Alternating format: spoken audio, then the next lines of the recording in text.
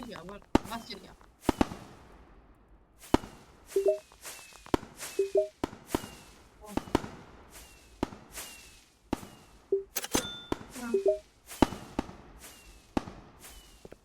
பழைய சார் தான் பெஸ்ட்.